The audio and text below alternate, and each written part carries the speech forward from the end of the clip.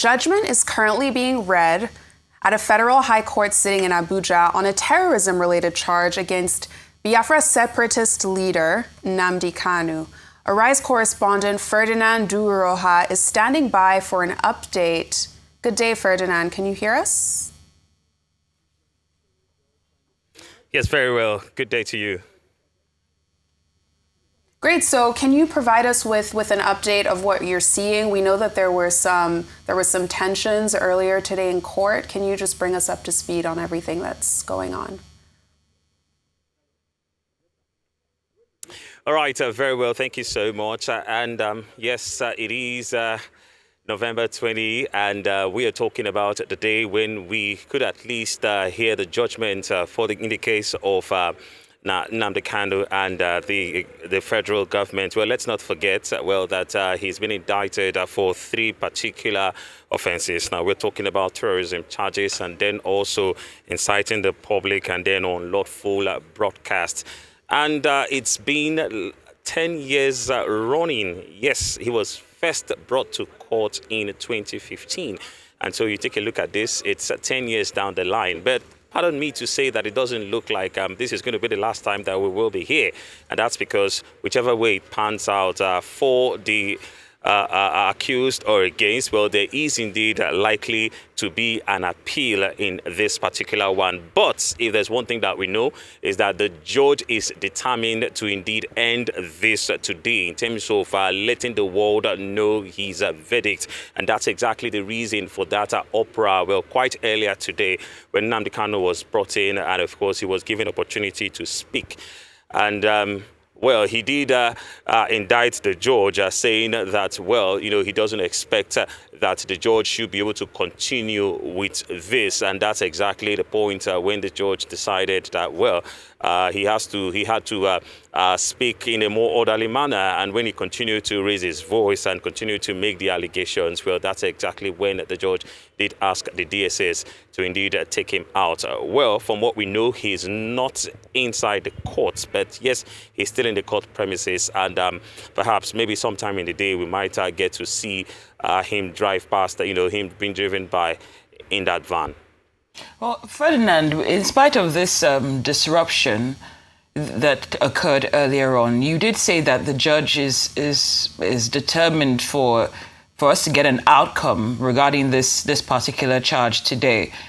Based on the timeline, right now it's past 12. How do you think things might play out in spite of that disruption if the judge is still committed to seeing that through?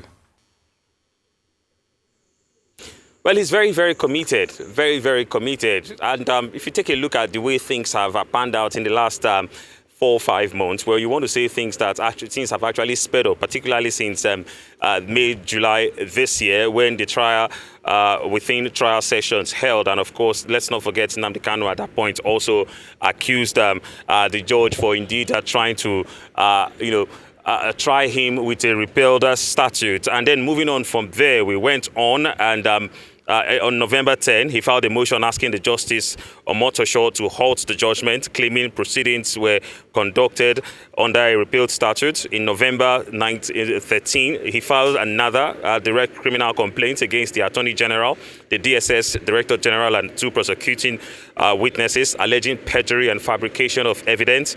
Then also they were back in court again November 15, and then also on November 18.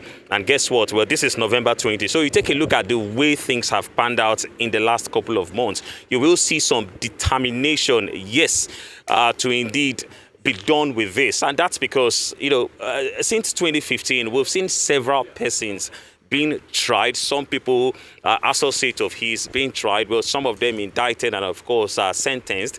And even since then, we saw the Finnish court also passed a judgment on, on a fellow terrorism case. Well, that one involving Simon Ekpa. And so I think, these things would have definitely stirred the judiciary and then ensured that they try to speed up things. It's indeed quite unfortunate to see that we are still talking about this in 2025, since 2015, well, you might want to look back and say, okay, there was a halt in the proceedings after he was granted bail. He left the country 2017, was rearrested again in questionable circumstances, and of course formed one of the reasons why right now he's saying that this trial shouldn't stand. But I think deliberately there is this need, there is this feeling that perhaps we will get to see some sort. Now, I say some sort because just like I've said earlier, well, I still think that there will be an appeal, no matter where this one tilts,